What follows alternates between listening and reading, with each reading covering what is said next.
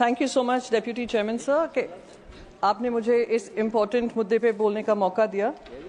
Sir, ऐसी बहुत सारी बातें कही गई डिफ़ॉल्टर्स के बारे में, लोन राइट ऑफ के बारे में, बहुत सारी चीज़ें। मैंने सोचा कि मैं अपना पक्ष कुछ बातें रखूंगी, क्योंकि ये जो बिल आया है अमेंडमेंट के माध्यम से आया है, इस भाव से आया है कि आम आदमी को किस तरीके से उनको और उनके बैंकिंग सिस्टम में सुरक्षा मिली जा सके, पर बनते बनते ऑन ग्राउंड ये सब खास आदमियों के लिए बन जाता है। ये सारी जो चैलेंजेस हैं, आई एम श्योर वित्त मंत्री जी खुद जानती हैं, उस पर मैं बोलना नहीं चाहूंगी। बस मैं आपको इसका पूरा सार बताना चाहती हूँ जो आज हमारे बैंकिंग सिस्टम में हो रहा है। सर, एक तरफ है हमारे विलफुल डिफॉल्टर्स। वो विलफुल डिफॉल्टर्स हैं, यानी पैसा है, पे कर सकते हैं, पर वो क्या करते हैं, पहली टिकट लेकर विदेशों में चले जाते हैं, वहां से अच्छे अच्छे अपनी फोटोज भेजते हैं। कुछ विलफुल डिफॉल्टर्स हैं जो कहते हैं हमने तो इंडियन सिटीजनशिप भी त्याग दी है, नए कंट्री के सिटीजन बन जाते हैं। फिर हमारा देश जागता है, हमारी सरकार जागती है, फिर उनकी सिटीजनशिप रद्द कराती है। दूसरी तरफ आम आदमी है, अगर वो एक लोन रीपेमेंट में थोड़ी देर कर दे तो कलेक्शन एजेंट्स उसके घर पहुंच जाते हैं, उनको डराते हैं, धमकाते हैं, तोड़फोड़ करते हैं और उनको प्रेशर डालते हैं कि वो पेमेंट करें। ये जो हमारी खास आदमी और आम आदमी की स्टोरी चल रही है। सर, दूसरी तरफ लोन्स राइट ऑफ हो रहे हैं। कितने लोन्स राइट ऑफ हो रहे हैं उसका आंकड़ा आई एम श्योर वित्त मंत्री अच्छे से जानती हैं, मैं उसमें पढ़ना नहीं चाहूंगी, वो नाराज हो जाती हैं बार बार हम जब बोलते हैं, पर हैं राइट ऑफ हुए हैं। उन राइट ऑफ लोन्स का तरफ जो लेते हैं ये लोन्स और राइट ऑफ होते हैं उनके, वो एक अच्छी जिंदगी जी रहे हैं, सुकून की जिंदगी जी रहे हैं।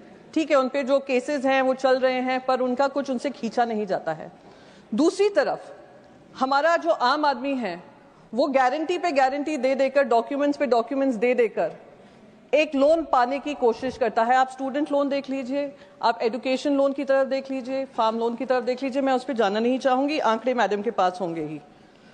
सर, कोऑपरेटिव बैंक्स जो हैं, महाराष्ट्र से मैं आती हूँ, महाराष्ट्र में भी हमने देखा है किस तरीके से जो रीजनल सैट्रैप्स होते हैं वो जनता का पैसा लेकर उसको किस तरीके से मिसयूज करते हैं, उसका इतिहास में जाने की जरूरत नहीं है। जो गंदगी है और जो सफाई होनी चाहिए, उसी तरफ वो किसान है जो उम्मीद करता है कि कुछ रिलीफ हमें मिलेगी, हमें कोई लोन मिलेगा, इंस्टीट्यूशनलाइज लोन बनाने का एक माध्यम बनेगा, उनसे उसको वंचित रखा जाता है। महाराष्ट्र में करीब पिछले साल 2000 से ज्यादा किसानों ने आत्महत्या की है।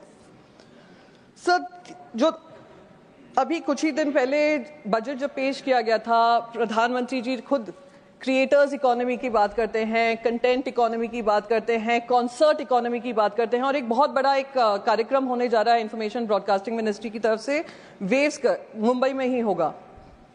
तो एक तरफ हम इस इकोनॉमी की बात कर रहे हैं, हम फंड्स एलोकेट करते हैं, और दूसरी तरफ अगर कोई स्टैंड अप कॉमेडियन कोई जोक कर दे जो हमारे पावरफुल लोगों को पसंद नहीं है, उनका अगर सर विषय पर, हाँ सर, ठीक है मैं खत्म कर रही हूँ, उनका विषय पे ये फंड एलोकेट हुआ ना, पर वहीं इकोनॉमिक एक्टिविटी को तोड़ फोड़ कर उस पर बुलडोजर चला दिया जाता है।